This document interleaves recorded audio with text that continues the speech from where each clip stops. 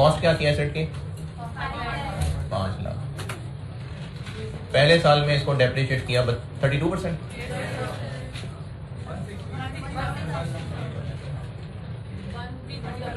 340,000। फिर दूसरे साल भी 32% पे डेप्रिशिएट कर दिया, 88।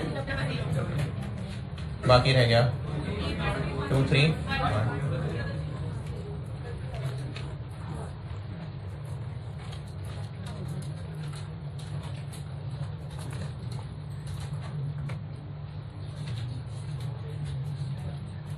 दो साल गुजर गए थे, तीसरे साल एस्टिमेट हो गया चेंज, तो जो 2 साल हो गए तो हो गए, अब मजीद डेप्रिशिएट होने वाली चीज ये रह गई थी, तो इसलिए एक न्यू रेट निकलेगा 1 माइनस। अच्छा, वो जो फार्मूला था ना जो मैंने डराइव करके दिया था वो था ये, और इसका कॉन्सेप्ट ये था कि इतनी अमाउंट डेप्रिशिएट होना शुरू होगी, इतने साल में डेप्रिशिएट होते होते यहां तक पहुंचेगी, तो क्या रेट हो, शुरुआत कहां से होगी, यहां से, इसलिए यहां 5 लाख रखना था। अब हम लोग नया रेट निकालने लगे, उस नए रेट की शुरुआत कहां से होनी है, तो फिर यहां पर 5 लाख नहीं आएगा, 231,200 आएगा। जिन्होंने भी किया है सब ने ये किया? नहीं यार, नहीं। अच्छा, अब वजह नहीं समझे, नहीं यही समझ लीजिए। ये जो फार्मूला था ना, इसमें आरबी डिवाइडेड बाय कॉस्ट, इस फार्मूले का मतलब यह था, मैंने ड्राइव भी करके दिया था कि ये अमाउंट इस रेट पे इतने साल में डेप्रिशिएट होते होते यहां तक पहुंचेगी। तो जब हमने पहली दफा रेट कभी निकाला होगा तो उसको चूंकि कॉस्ट से शुरू करना था तो जरूर फार्मूले में कॉस्ट रखी थी। अब जो नया रेट निकालना है उसने कहां से स्टार्ट होना है, 231 से, इसलिए इस फार्मूले में 231 आएगा और आरबी 10,000 आएगा। अच्छा, अब इसके पास कितनी जिंदगी बची है? 6 थे टोटल, 2 गुजर गए थे, 4 रह गए और 1 और बढ़ गया, तो 5 पॉइंट। ये नया डेप्रिसिएशन रेट। तीसरे साल की डेप्रिसिएशन 46.64% पे लगेगी, 107,832। तीसरे साल की डेप्रिसिएशन पूछी थी मैंने, वो ये होमवर्क वाला सवाल है।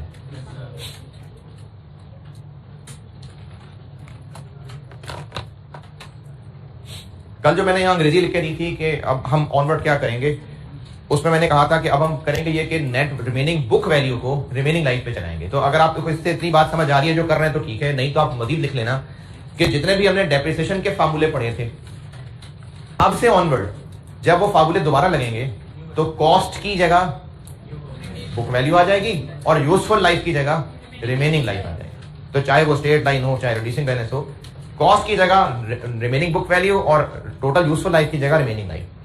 2 सवाल कर लिए और लिखते हैं।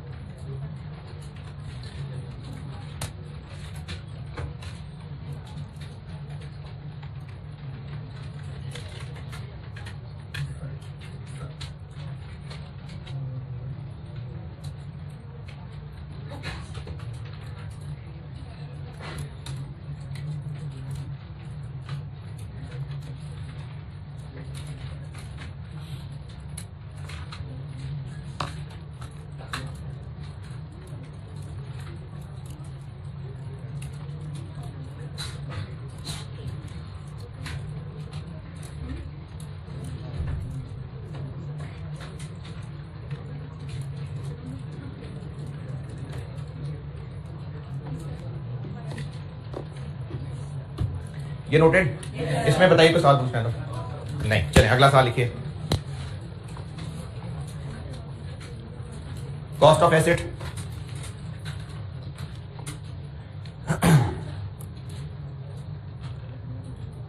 $420,000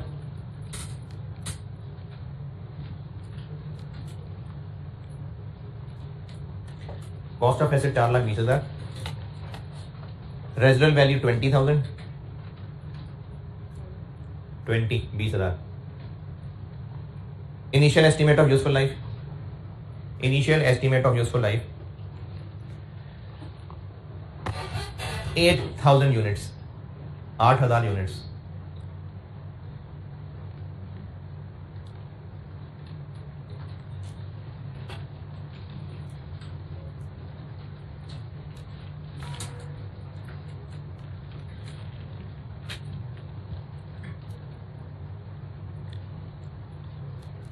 In first 3 years, following units were produced.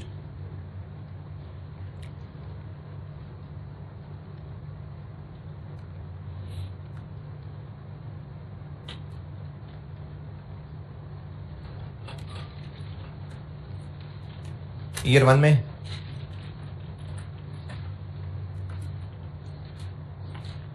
1200 units, 1200। Year 2 में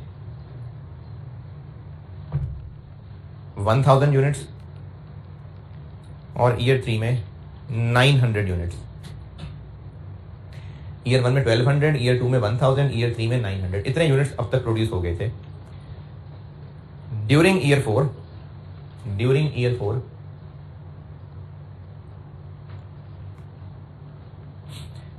estimate of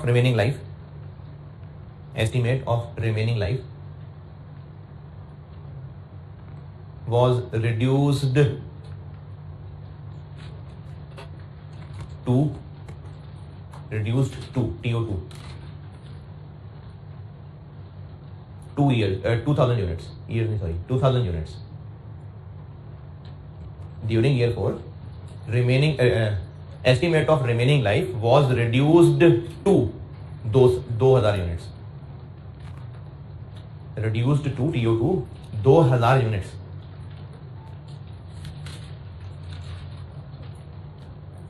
रिक्वायर्ड है आपसे depreciation for year 4। If depreciation for year 4 बता दें, if 450 units 450 units were produced in year 4। अगर ईयर 4 में 450 यूनिट्स प्रोड्यूस हुए, 450 यूनिट्स, तो ईयर 4 की डेप्रिसिएशन बता दीजिए। करें।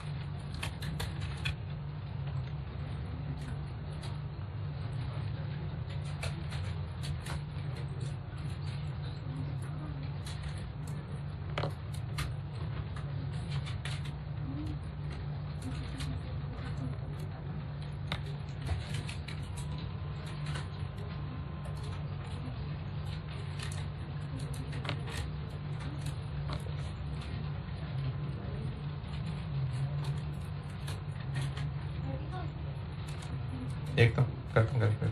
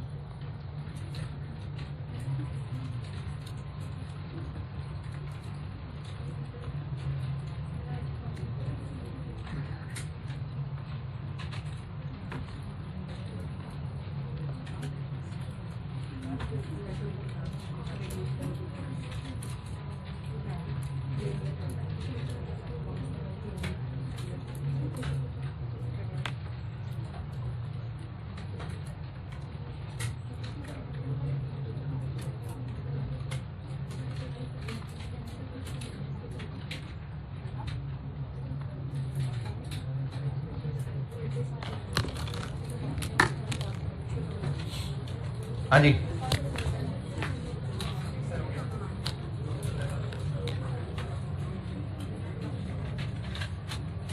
ईयर 1 में इसकी डेप्शन हुई होगी 420 माइनस 20 ओवर 8000 इंटू 1200 60,000। ईयर 2 में हुई होगी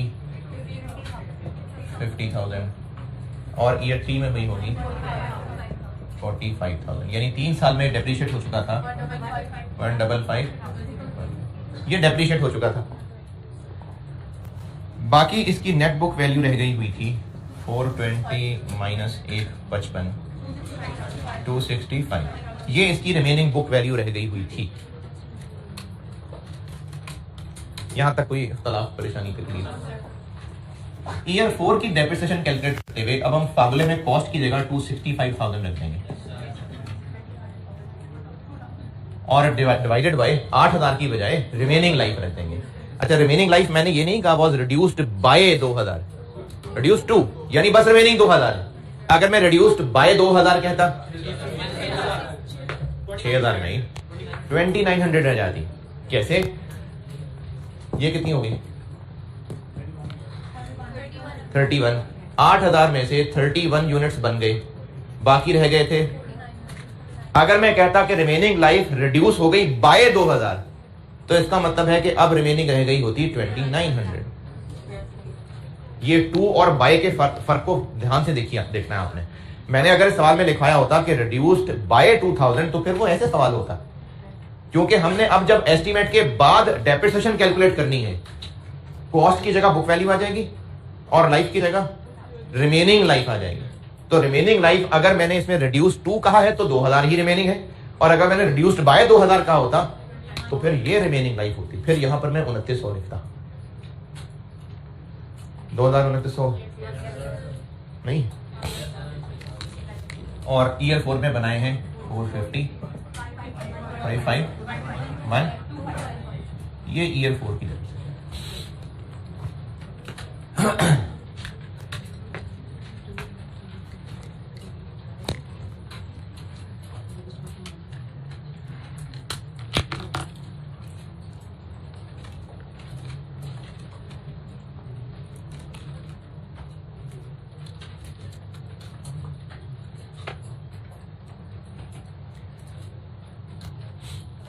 हाँ जी, एस्टीमेट चेंज की कैलकुलेशन आ गई समझ? पक्की बात है? क्या हुआ? एक और करा दें, लिखे सवाल।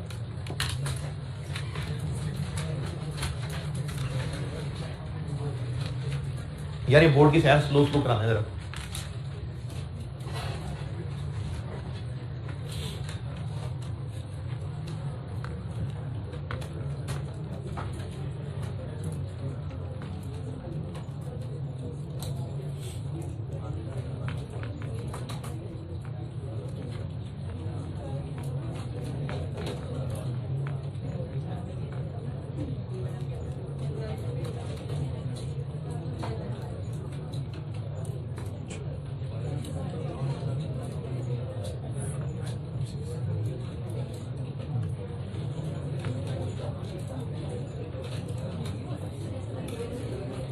कॉस्ट ऑफ एसेट, अगला सवाल।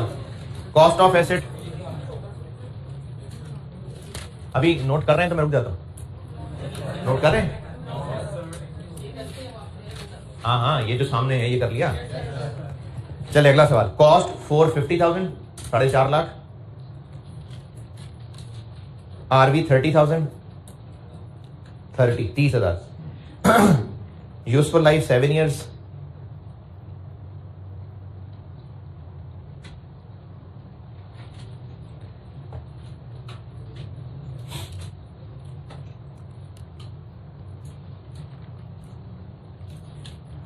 It was initially decided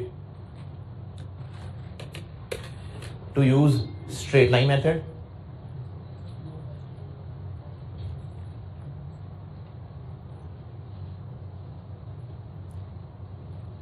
However, during year 5,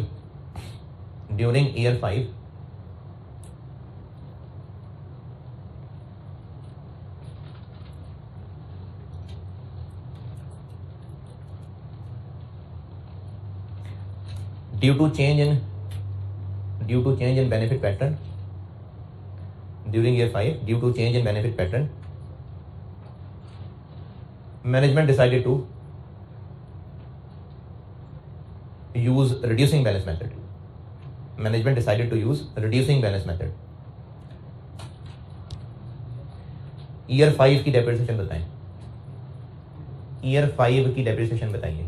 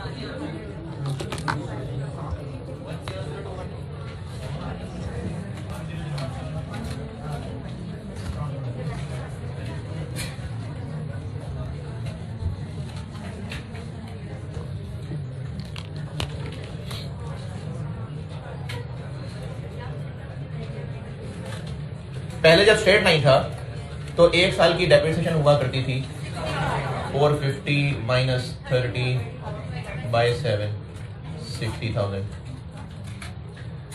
during year 5 यानी 4 साल गुजर गए थे, अब जब 4 साल गुजर गए थे तो 4.5 लाख वाला एसेट 60 करके 4 दफा, ये ठीक है?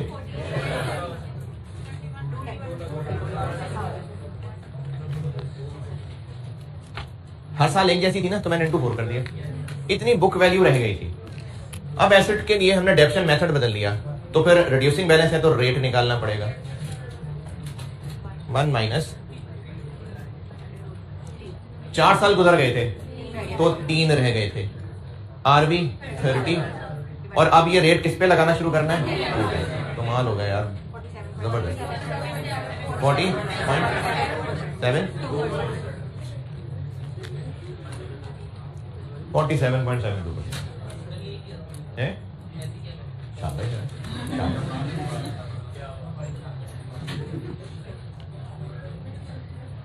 जिनसे नहीं हुआ वो अपनी गलती देख लें, और अगर पता चल गई तो ठीक है, नहीं तो पूछ लें, मैं समझा देता हूँ। हाँ जी, 47.742। किसी को ना समझ आया हो?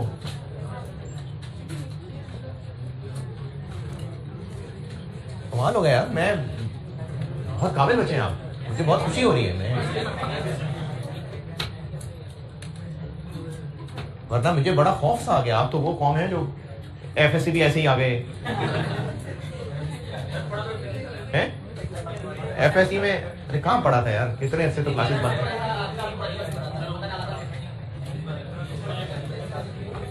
तो ईयर 4 की डेप्रिसिएशन, ईयर 5 की डेप्रिसिएशन हो जाएगी 10,000 पे 47.72%। 100,212। तो इसका होता है एस्टीमेट चेंज तो बड़ा आसान है।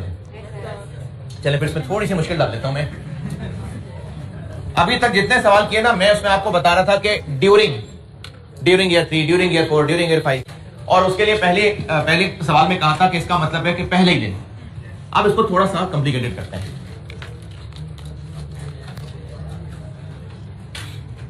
अगर एक एसेट की लाइफ चलो जितनी भी थी, और एक ईयर 2020 1 जनवरी 20 से 31 दिसंबर 20, इस दौरान 1 सितंबर 20 को एक्सीडेंट की वजह से कोई शॉर्ट सर्किट हो गया, आग लग गई, कुछ पार्ट्स खराब हो, रिपेयर कराना पड़ा। लेकिन रिपेयर कराने के बाद अब उसकी लाइफ का एस्टीमेट वो नहीं रहा जो पहले था। एस्टीमेट चेंज हो गया तो डेप्रिसिएशन चेंज होगी। लेकिन अब जो अभी मैंने चीज बताई और जो उससे पहले 4-5 सवाल किए, उनमें क्या फर्क आएगा? अब हमें इस दिन पता चल रहा है कि ये वो रीजन है जिसकी वजह से लाइफ चेंज हो रही है।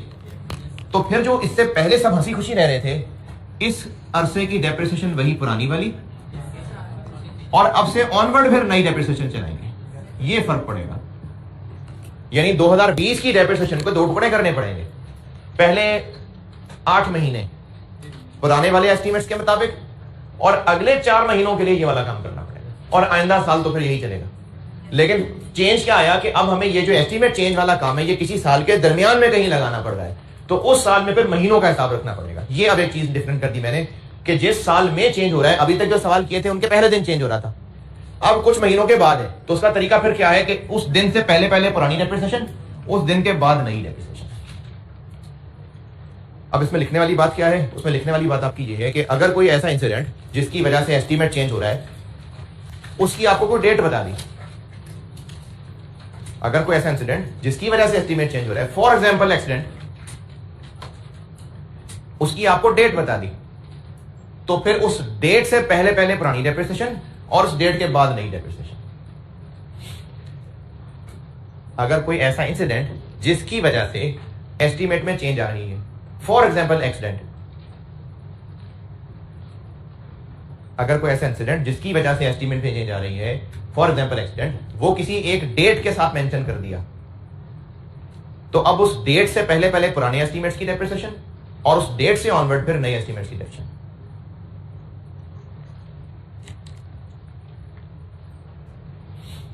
और इसको लिखने के बाद ये मिसाल नोट कर लेंगे तो अच्छा हो जाएगा।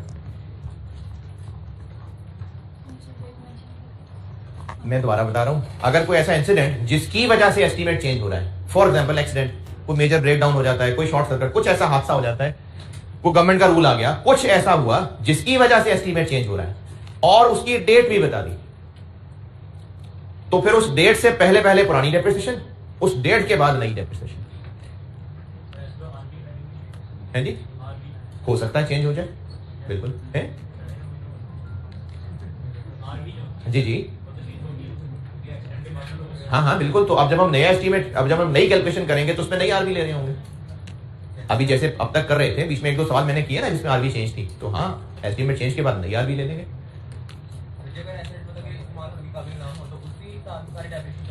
वो मैं आपको अभी कुछ लेक्चर बाद ना डी रिकग्निशन एक चीज पढ़ाऊंगा, ये बात उसमें कवर होगी कि अगर बिल्कुल ही बेकार हो गया ऐसे तो क्या करेंगे, फिर वो डी रिकग्निशन में पढ़ाऊंगा। ये बात लिखने के बाद ये मिसाल भी नोट कर लीजिएगा ताकि बेहतर समझ आ जाए। और क्योंकि अब लिख ही रहे हैं तो अब वो बात लिख लीजिएगा जो पहले ज़बानी बता रहा था कि अगर during the year estimate change हो रहा है तो उसका मतलब उस साल के पहले दिन चेंज हो रहा है। अगर estimate change during the year change हो रहा है, यानी कोई खास डेट नहीं बताई, बस वैसे कहा कि 2018 में चेंज हो गया। बात सिर्फ ड्यूरिंग के वर्ड की नहीं है, बात यह है कि जिस साल में चेंज हो रहा है बस उस साल का जिक्र है, तो फिर उस साल के पहले दिन से चेंज हो रहा है जो अब तक कर रहे थे। अगर एस्टीमेट ड्यूरिंग किसी साल चेंज हो रहा है तो फिर उस साल के पहले दिन चेंज हो रहा है।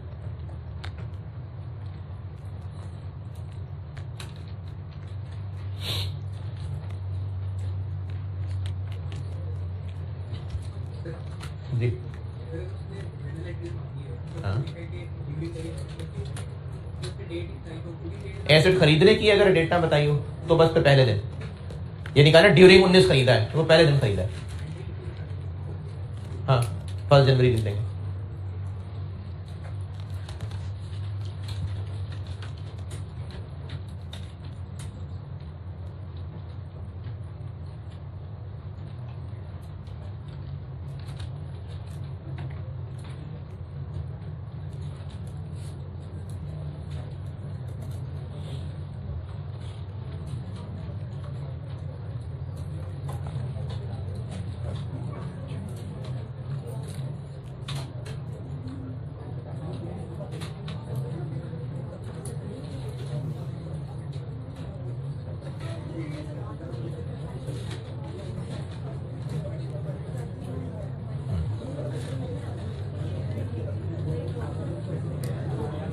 चले लिखें सवाल।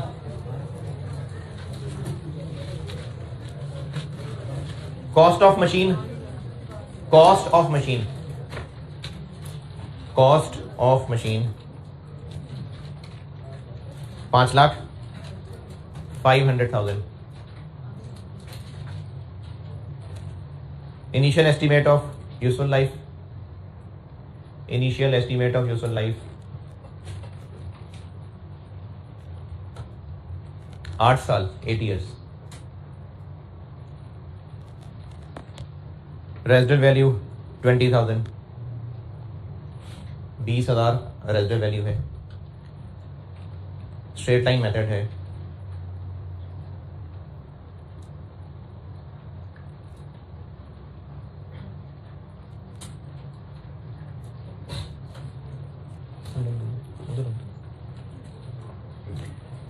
अच्छा जी, और date of purchase, date of purchase 1 जुलाई।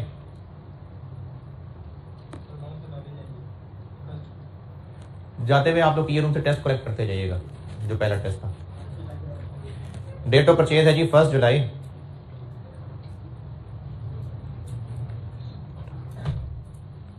2017 है जी। अभी सवाल चल रहा है यार, जाना है कि अभी सवाल तो पढ़ा रहा हूँ, बता रहा हूँ, अभी चल रहा है।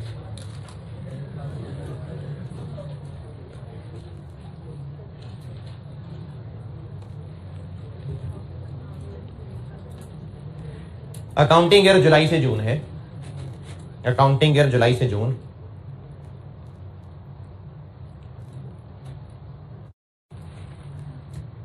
On 1 January 21, on 1 January 21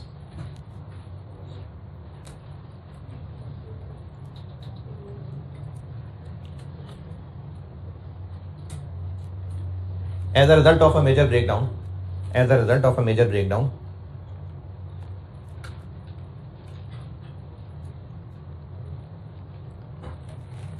Useful life of machine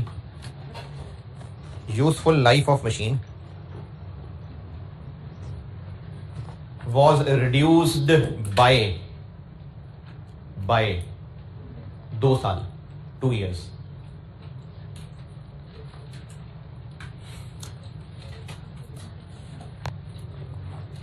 Residual value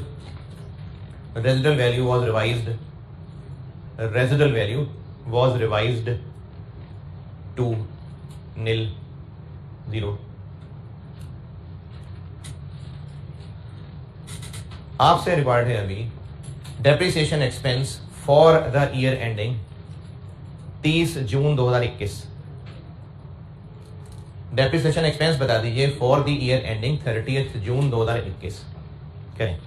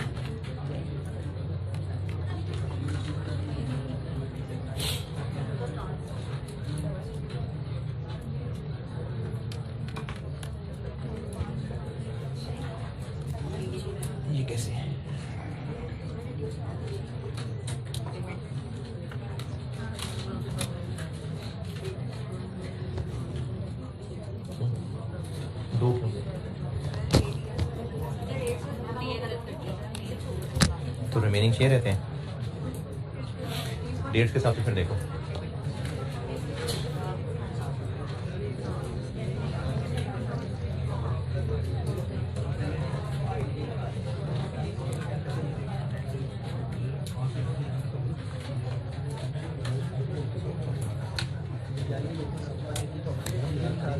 कैसे।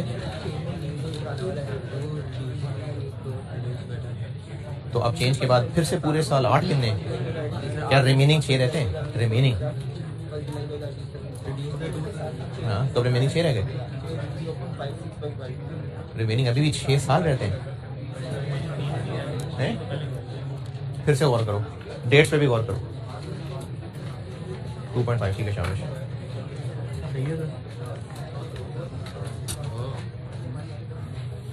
अरे रिमेनिंग लाइफ कितनी है सर? लेकिन आपने तो ईयर वो तो डेप्रिसिएशन कैलकुलेट करनी है तो कुछ लाइफ से भी तो डिवाइड करो ना। सर कितनी से किया? 3 से। फिर से गिनो कैसे? ठीक है। हो ये 20 क्यों? कहाँ है रहते वाली? अब तो 0 हो गई। हाँ हाँ पूरे साल की मिला के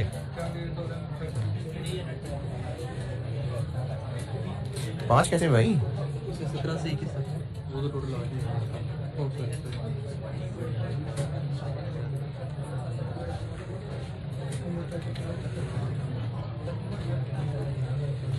ठीक है।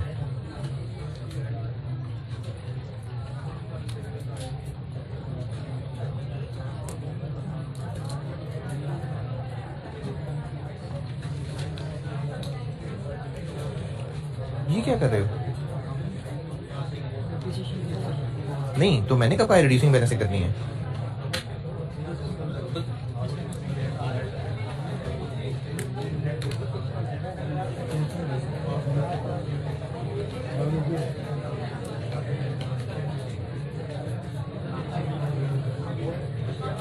छह कैसे भाई? ठीक है, तो अभी भी 6 बाकी है। वो जो इतनी बाहरें गुजर गई उसका कुछ नहीं।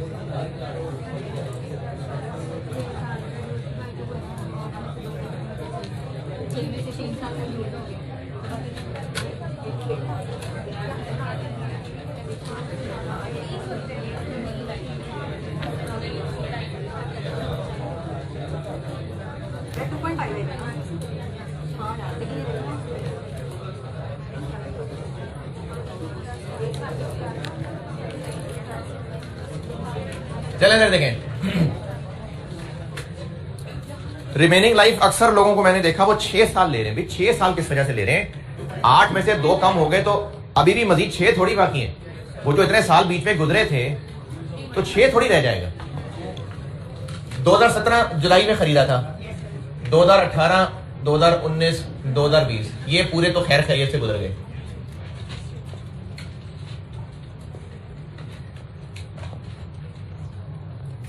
और एसेट की कॉस्ट थी 500 माइनस 20 डिवाइडेड बाय 80, तो 60,000 इन तीनों साल में डेप्रिशिएट होता आया होगा।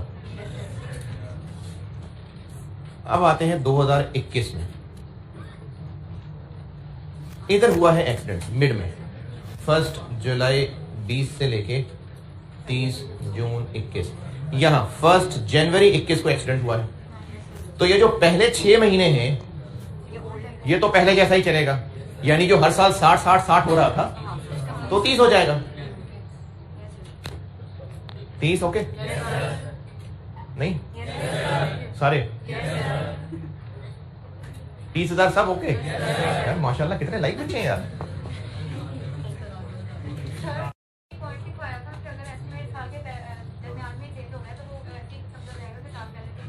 मैंने कब कहा था ऐसा? मैंने ऐसा तो कहा। हाँ हाँ हाँ हाँ। अच्छा, मैंने अभी जो कुछ देर पहले बातें लिखवाई थी ना वो दोनों दोहराता हूं। एक बात मैंने इस कॉन्टेक्स्ट में लिखवाई कि जिस वजह से लाइफ चेंज हो रही है उसकी डेट बता दी, जैसे एक्सीडेंट, फिर तो हम डेट के हिसाब से चलेंगे। फिर उसके बाद मैंने एक बात लिखवाई जो एक्चुअली कल से चल रही है कि अगर ऐसा डेट नहीं था, बस कहा है ड्यूरिंग द ईयर 2014 चेंज हो गया, डेट नहीं बताई, बस वैसे ही कहा कि 2015 में 2018 में चेंज हो गया, जो कल परसों कर रहे हैं, परसों निकली कि ड्यूरिंग ईयर 4 ड्यूरिंग ईयर 5। अब चूंकि डेट नहीं बताई, इसमें मैंने कहा था पहले दिन 30,000 सबसे ओके। अब यहां से ऑनवर्ड चलना है, तो पहले हम यहां तक की बुक वैल्यू तक पहुंचे। यहां तक की बुक वैल्यू निकालने के लिए 5 लाख में से ये भी, क्योंकि यहां तक तो ये भी हो गया ना, तो 60 60 60 180 और 1, तो 5 लाख में से 210 हो गया था डेप्रीशिएट, बाकी रह गया 290। जिस दिन एस्टीमेट चेंज हो रहा है वहां तक 290 बच गया है, 290 तक भी सब सही है। अब जब यहां से ऑनवर्ड हमने चलना है, तो ऑनवर्ड की डेप्रिसिएशन के लिए 290 माइनस आरवी अब नहीं है, 1 2 3 और ये 3.5 साल गुजर गए थे। 8 में से 3.5 गुजर गए हुए थे, बाकी रह गए थे 4.5, रिड्यूस्ड बाय 2 ईयर्स, तो 2.5 रह गए।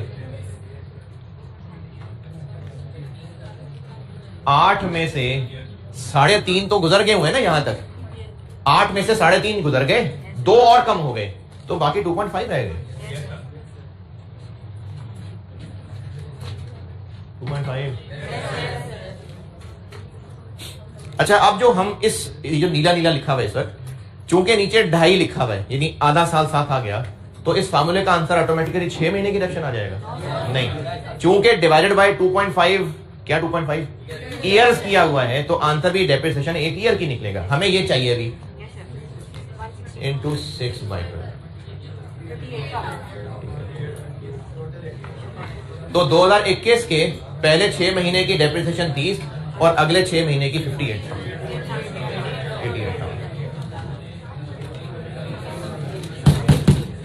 अच्छा, अभी तक जितने सवाल कर रहे हैं, इसमें मैं अगर स्टूडेंट बन के सोचूं तो मुझे एक परेशानी होनी चाहिए कि मैं जो कैलकुलेशन कर रहा हूं, कभी थोड़ा सा उधर लिख लिया, थोड़ा सा इधर लिख लिया, थोड़ा सा इधर लिख लिया, तो पेपर में मैंने कैसे करना है। अभी मेरा मकसद आपको कैलकुलेशन समझाना है, बाकी जब ऑफिशियली सवाल प्रॉपर सॉल्व करेंगे, फिर उसकी वर्किंग्स लिखना, वो लिख के दिखा के फिर आइडिया हो जाएगा कि मैनेज कैसे करना है। अभी मेरा मेन मकसद है कि आपको कैलकुलेशन समझ आ जाए। तो इस 2021 में ये पहले 6 महीने की डेप्रिसिएशन, ये अगले 6 महीने की डेप्रिसिएशन, तो 2021 का डेप्रिसिएशन एक्सपेंस बन गया 88,000।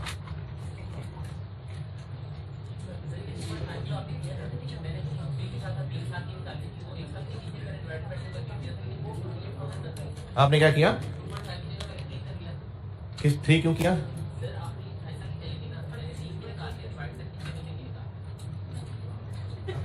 $290 को आपने पहले 3 पे डिवाइड किया,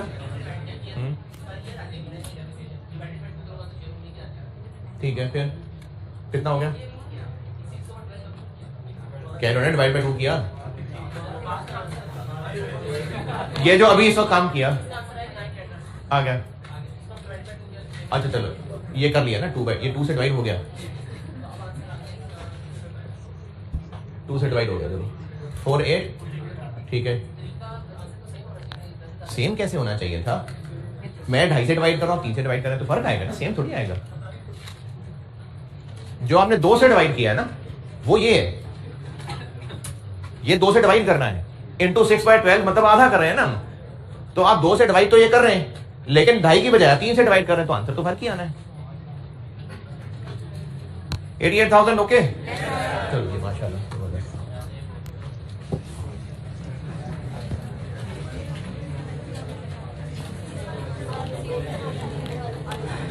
एस्टीमेट चेंज काफी,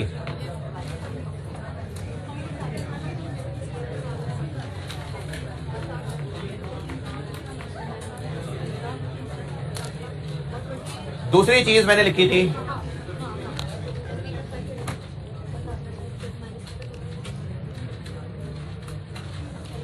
मैंने कल पढ़ाना शुरू किया था कि अगर बाद में कभी जो डेप्रिसिएशन कैलकुलेशन है, अच्छा जो इसमें अभी उलझे में, तो बेटा मुझसे पूछ लें ताकि मैं आगे बढ़ूं। इसमें बताइए, बेशक वो बोंगा तरीन भी सवालों पूछा करें, बाकी लोगों को हंसने दें, मैं और आप हैं, बस आपने मुझसे पूछना है। इसमें अभी भी जो उलझा हुआ है बताइए, पूछ लें जो पूछना है। टोटल लाइफ 8 साल थी। इस वक्त तक कितनी लाइफ गुजर चुकी थी? और यानी 3.5 गुजर गए थे। 3.5 तो गुजर गए हुए थे। गुजर गए का मतलब है जिनकी डेप्शन चार्ज हो गई हुई थी। कितनी रिमेनिंग रह गई थी? 4 अगर ये एक्सीडेंट ना होता तो बस ठीक है, बाकी आगे 4.5 ही रहते। इसकी वजह से लाइफ रिड्यूस्ड बाय 2 साल हो गई।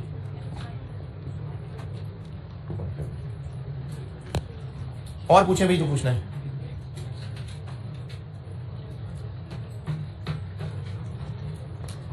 दूसरी चीज मैंने क्या लिखी थी? Subsequent capital expenditure.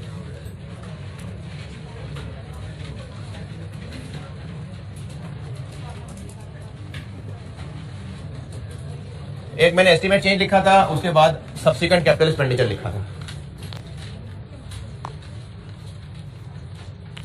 ये आवाज मिस हो जाती है बीच में। बैटरी तो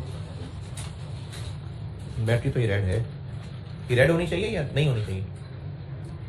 है? मिस हो रही है बात की।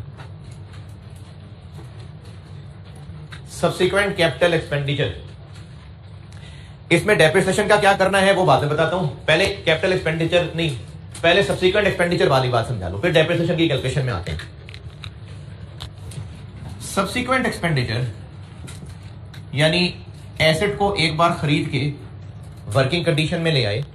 सब्सिक्वेंट एक्सपेंडिचर का मतलब उस पर बाद में दोबारा खर्च नहीं, 1 साल से ज्यादा क्या। सब्सिक्वेंट एक्सपेंडिचर, एसेट खरीदा, उसके बाद उस पर दोबारा खर्चा किया, ये सब्सिक्वेंट एक्सपेंडिचर है। जैसे गाड़ी खरीद ली, दोबारा खर्चा क्या होगा? रिपेयर मेंटेनेंस होगी, पेट्रोल डलवाएंगे, सफाई करवा लेंगे गाड़ी की, है नहीं? वो तो शुरू है, रजिस्टर कराना तो शुरू है। रजिस्टर गाड़ी होगी तो वर्किंग कंडीशन में आएगी, उससे पहले नहीं आएगी। मशीन खरीदी, उस मशीन को खरीदने के बाद अब सब्सिक्वेंट खर्चा क्या है? उसकी रिपेयर मेंटेनेंस है। तो जो सब्सिक्वेंट खर्चा हो रहा है उसको मैं 2 हिस्सों में बांट रहा हूं। किसी भी एसेट पे जो सब्सिक्वेंट खर्चा हो रहा होगा उसकी नीड क्यों है या उसकी वजह से क्या हो रहा होगा, या सब्सिक्वेंट खर्चा क्यों करना होगा, इसको मैं 2 हिस्सों में बांट रहा हूं। या तो वो खर्चा करना होगा टू मेंटेन इकोनॉमिक बेनिफिट्स। इसका मतलब यह होता है कि गाड़ी खरीदी, उस गाड़ी की लाइफ 5 साल है, तो 6-6 महीने बाद ऑयल चेंज कराएंगे तो 5 साल चलेगी, वरना नहीं 5 साल चलेगी। एसी है, लाइफ अगर 7 साल है, 3 साल है, 4 साल है, तो हर सीजन में सर्विस होगी तो 4 साल चलेगा, वरना तो जो कर जाएंगे इसके सारे कंप्रेसर वगैरह। अगर किसी मशीन की लाइफ 15 साल है तो उसकी हर साल सर्विस करवाएंगे तो 15 साल तक चलेगी, वरना 15 साल तक नहीं चलेगी। तो उस रिपेयर मेंटेनेंस का मकसद क्या हो रहा है? ताकि जिन बेनिफिट्स के लिए इसको खरीदा था वो मेंटेन रह सके। इसकी मिसाल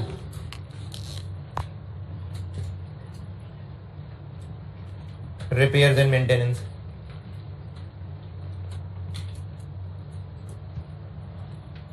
इंश्योरेंस भी इसके अंदर ही कवर हो सकता है।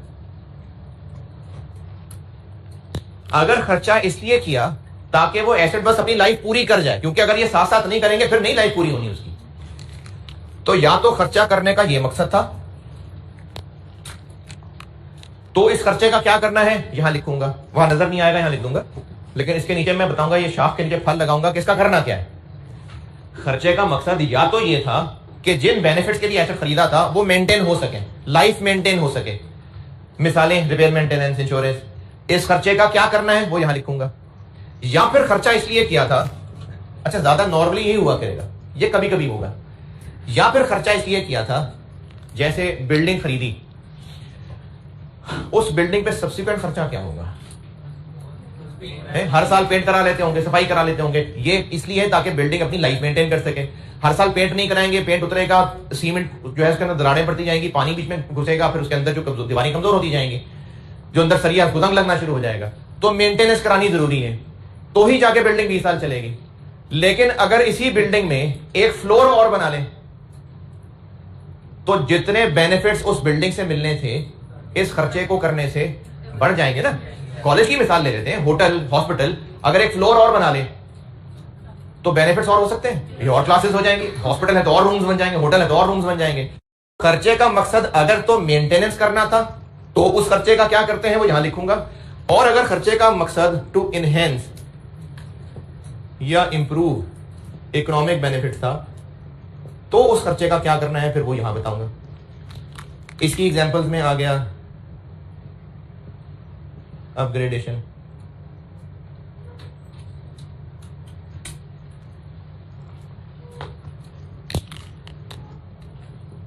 एसेट पे होने वाला खर्चा अगर इस नियत से था तो उस खर्चे की काउंटिंग क्या, और अगर इस नियत से था तो उस खर्चे की काउंटिंग क्या। इधर जो लिखूंगा ये इधर आखिरी लाइन में आएगा ना, इधर यहां जो लिखूंगा कैमरे में आएगा। चले मैं यहां लिख रहा हूं, ठीक है, यहां वाली चीज यहां लिख के बता रहा हूं आपको। ये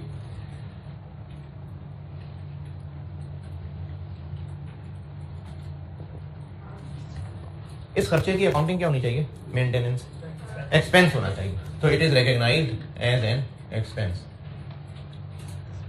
मैं ये बता रहा हूं कि एसेट पे होने वाला सब्सिक्वेंट खर्चा, इसका क्या हल करें, इसकी क्या अकाउंटिंग करें। तो उसमें एक शाख ये बनाई कि अगर इस खर्चे का मकसद ये था तो क्या करें, इस खर्चे को एक्सपेंस बनाना। ये मैंने इस शाख पे फल लगाया देखो। और अगर खर्चे का मकसद एसेट पे इंप्रूवमेंट लाना है तो फिर उस एसेट की कॉस्ट में ऐड कर दें। ये यहां लिख रहा हूं इधर।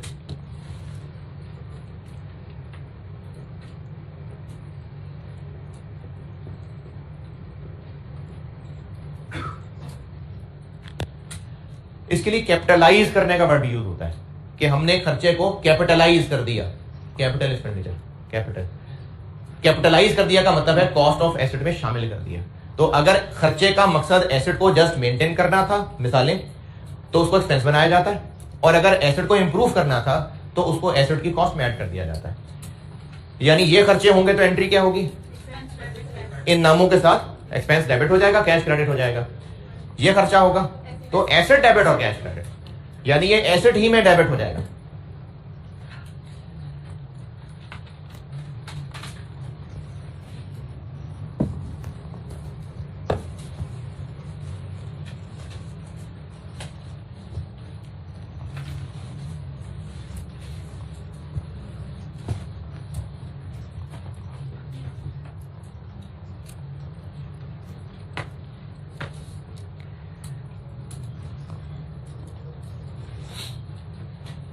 ये दोनों शाखें और उनके दरख्त नोटेड। मैंने एंट्री बताई है कि अगर ये खर्चा होगा रिपेयर मेंटेनेंस है जैसे, तो repair maintenance debit cash credit, क्योंकि ये एक एक्सपेंस है। और अगर ये खर्चा होगा तो एसेट डेबिट और कैश क्रेडिट, यानी जो एसेट है, अगर बिल्डिंग थी तो मजीद फ्लोर बनाएंगे तो बिल्डिंग फिर डेबिट हो जाएगी। मशीन थी, उससे हम रोज के 4000 यूनिट्स बनाते थे, उस मशीन के ऊपर खर्चा किया और उससे उसकी कैपेसिटी बढ़ गई तो वो एसेट की कॉस्ट में ऐड होगा। तो उस खर्चे को क्या करेंगे, फिर से मशीन डेबिट और कैश क्रेडिट। बस है सवारियां 10 सीटें और लगा ली अंदर, कैपिटल एक्सपेंडिचर या नहीं, कैपिटल एक्सपेंडिचर है ना, क्यों, बेनिफिट्स बढ़ जाएंगे। पहले जितनी सवारियां बैठती थी अब 10 और बैठ जाएंगी तो इकोनॉमिक बेनिफिट्स बढ़ जाएंगे। अच्छा अब लास्ट बात फिर खत्म करता हूं। आप सवाल में कैसे पहचानेंगे कि जो खर्चा है वो ये है ये, इसके लिए आपको हिंट बता रहा हूं।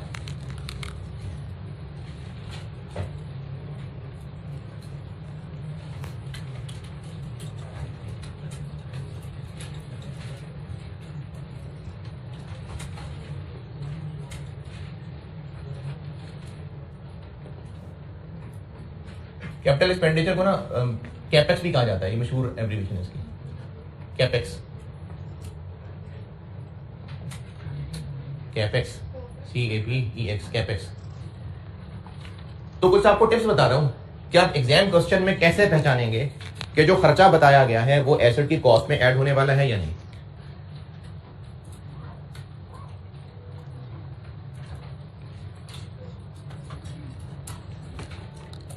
या तो नाम ही कह दिया होगा ना कि अपग्रेडेशन हुई है तो फिर तो ठीक है वो कैपेक्स है, लेकिन अगर सिर्फ इतना कहा है कि एसेट पे 4 लाख रुपए खर्च किया है, अब आपको क्या पता कि वो मेंटेनेंस है कि ये है, तो फिर यकीनन उसका आगे मजीद रीजन बताया होगा कि उससे होगा क्या। अगर तो नाम ही लिख दिया ना रिपेयर मेंटेनेंस, फिर तो वो मेंटेनेंस है, एक्सपेंस। अगर नाम ही लिख दिया कि अपग्रेडेशन है तो वो कैपेक्स है। मैं ये बता रहा हूं कि अगर आपको नाम नहीं बताए, बस वैसे कहा सवाल के अंदर कि एसेट पे इतने रुपए खर्च हुआ था, अब क्या पता वो इनमें से कौन सा था, उसको पहचानने के लिए टिप्स बता रहा हूं। तो उनको पहचानने का तरीका ये है कि आप ये देखेंगे कि उस खर्चे का रीजन या उस खर्चे से आगे होना क्या है वो क्या बताया हुआ है।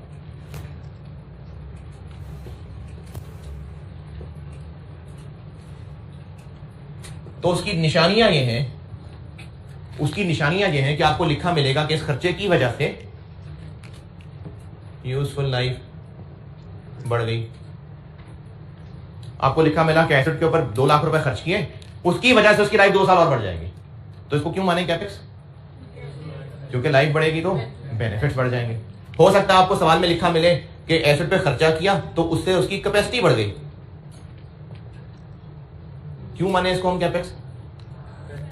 बेनिफिट ज्यादा मिलेंगे ना, प्रोडक्शन कैपेसिटी बढ़ गई, अब ये ज्यादा यूनिट्स बना सकेगा।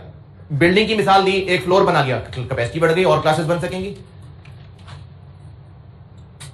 इसी तरह आपको हो सकता है सवाल में लिखा मिले कि हमने एक एसेट के ऊपर खर्चा किया और उससे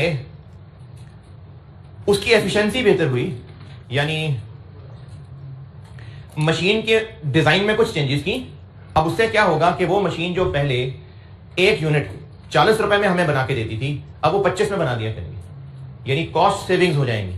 तो वो भी कैपेक्स होगा। क्यों कैपेक्स होगा? क्योंकि खर्चा बच जाएगा तो बेनिफिट्स बढ़ जाएंगे।